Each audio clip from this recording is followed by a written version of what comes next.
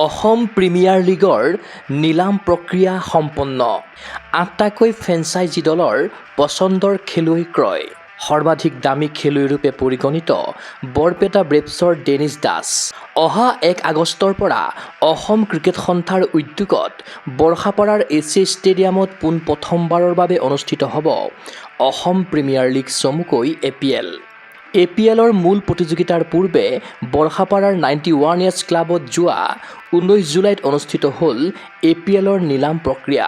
প্ৰতিযোগিতাত অংশ লোৱা ৮টাকৈ ফ্ৰেঞ্চাইজিয়ে নিলামত খেলুৱৈ ক্ৰয়েৰে গঠন কৰিলে নিজ নিজ পচন্দৰ দল। কোনগৰাকী খেলুৱৈক কোনটো ফ্ৰেঞ্চাইজি দলে কিমান দৰত ক্ৰয় কৰিলে, এই সন্দৰ্ভত গগো স্পৰ্টছ এনিৰ এক বিশেষ প্ৰতিবেদন। দেওবাৰে অনুষ্ঠিত হোৱা অসম প্ৰিমিয়াৰ লীগ 2024ৰ নিলামত আটাইতকৈ দামী খেলুৱৈ হিচাপে পৰিগণিত হৈছে সুদক্ষ বেটাৰ ডেনিছ দাস। 12.60 লাখ টকাত ডেনিছ দাসক ক্ৰয় কৰিলে APLৰ 8টা ফ্ৰেঞ্চাইজিৰ অন্যতম দল বৰপেটা ব্ৰেভছে। ইফালে উইকেট কিপাৰ বেটাৰ সুমিত ঘাদিগাঁওকাৰে নিলামৰ দ্বিতীয় সৰ্বাধিক ধন লাভ কৰা খেলুৱৈ হিচাপে চৰাইদেউ ছানৰাইজাৰ্ছত অন্তৰ্ভুক্ত হৈছে 12.20 লাখ টকাত। আনহাতে অভিজ্ঞ অলৰাউণ্ডাৰ শিৱশংকৰ ৰয়ক বৰাক লেজেণ্ডছে 12 লাখ টকাত ক্ৰয় কৰে। অলৰাউণ্ডাৰ আয়ুষ্মান মালাকাৰ আৰু স্বৰূপম পুৰকাস্থই নিলামত শীৰ্ষ 5 খেলুৱৈৰূপে ক্ৰমে তেজপুৰ টাইটান্ছ আৰু যোৰহাট ষ্টেলিয়নছৰ লগত 11.80 লাখৰ বিনিময়ত জড়িত হয়। মাৰ্কী ৰাউণ্ডত ফ্ৰেঞ্চাইজি দলসমূহৰ মাজত দেখা পোৱা গ'ল প্ৰবল প্ৰতিযোগিতা। প্ৰদ্যুন শইকীয়াক চৰাইদেউ ছানৰাইজাৰ্ছে 10 লাখ টকাত ক্ৰয় কৰাৰ বিপৰীতে নগাঁও ৰেঞ্জাৰ্ছে অলৰাউণ্ডাৰ সুমিত কাশ্যপক 9 লাখ টকাত ক্ৰয় কৰে। আব্দুল আজিজে 8.40 লাখ টকাত বৰাক লেজেণ্ডছত যোগদান কৰাৰ বিপৰীতে বৰপেটা ব্ৰেভছে সৌৰভ দিহিঙীয়াক 7.80 লাখ টকাত দলত অন্তৰ্ভুক্ত কৰে।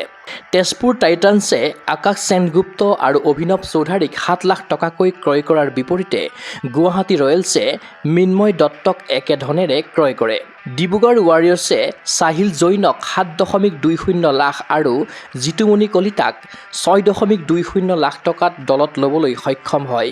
গুৱাহাটী ৰয়েলছে ৰোহিত সেনক 5.40 লাখ টকা আৰু মুক্তাৰ হুছেইনক 3.20 লাখ টকাত লাভ কৰাৰ বিপৰীতে নগাঁও ৰেঞ্জাৰ্ছে ৰাহুল সিঙক 3.20 লাখ আৰু ৰোহিনন্দন পেগুক 2.80 লাখ টকাত ক্ৰয় কৰে। ইফালে মাৰ্কী খেলুৱৈৰ নিলামৰ পাছত নিহাৰ ডেকাই সৃষ্টি কৰে চমক। তেজপুৰ টাইটান্ছে 1 লাখ আধাৰ মূল্যৰ খেলুৱৈগৰাকীক 9.80 লাখ টকাত ক্ৰয় কৰে। যোৰহাট ষ্টেলিয়নছে অলৰাউণ্ডাৰ অভিলাষ গগৈক 7.20 লাখ টকাত চুক্তিবদ্ধ কৰি আন এক চমক দিয়াৰ বিপৰীতে নগাঁও ৰেঞ্জাৰ্ছে বলাৰ সুনীল লাচিতক 7 লাখ টকাৰ বিনিময়ত দলত লয়। গুৱাহাটী ৰয়েলছে 5 লাখ টকাকৈ গুঞ্জনজ্যোতি ডেকা আৰু নিবিৰ ডেকাক দলত লোৱাৰ লগতে 4.60 লাখ টকাত নিপন ডেকা আৰু ঋষভ দাসক 4 লাখ টকাৰে ক্ৰয় কৰে। ইফালে যোৰহাট ষ্টেলিয়নছে দ্ৰুতিময় নাথক 4.80 লাখ টকা, ৰাজবীৰ সিঙক 4.20 লাখ আৰু এৰিক ৰয়ক 3.40 লাখ টকাত ক্ৰয় কৰে। ইফালে বৰাক লেজেণ্ডছে বৰুণজ্যোতি মালাকাৰক 4.20 লাখ টকাত লাভ কৰাৰ বিপৰীতে ডিব্ৰুগড় ৱাৰিয়ৰ্ছে 4.20 লাখ টকাত ৰণিত আখতাৰ আৰু অনুৰাগ ফুকনক 3.60 লাখ টকাত দলত লয়। বৰপেটা ব্ৰেভছে দীপজ্যোতি শইকীয়াক 4.20 লাখ টকাত, নগাঁও ৰেঞ্জাৰ্ছে বিশাল ৰয়ক 4.40 লাখ আৰু ধ্ৰুৱৰাজ বৰাক 4.20 লাখ টকাৰ বিনিময়ত ক্ৰয় কৰে। ক্ৰীড়া অনুৰাগীৰ আশা সাফল্যমণ্ডিত হওক প্ৰথম সংস্কৰণৰ অসম প্ৰিমিয়াৰ লীগ চমুকৈ APL। এই লীগে নিৰ্মাণ কৰা মঞ্চৰ জৰিয়তে ৰাষ্ট্ৰীয় তথা আন্তঃৰাষ্ট্ৰীয় ক্ৰীড়াংগনলৈ ধাৱমান হওক অসমৰ উদিত ক্ৰিকেটাৰ। নিউজ ডেস্ক ৰিপৰ্ট গগো স্পৰ্টছ এনি।